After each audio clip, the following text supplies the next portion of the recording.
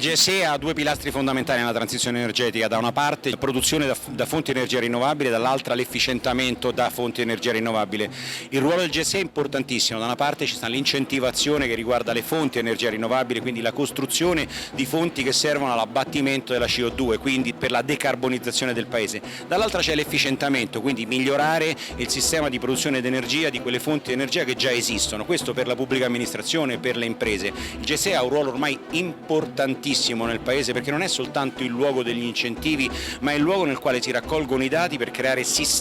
quel sistema economico per le imprese, quel sistema economico per la pubblica amministrazione, un po' per la decarbonizzazione e soprattutto per liberarci da quella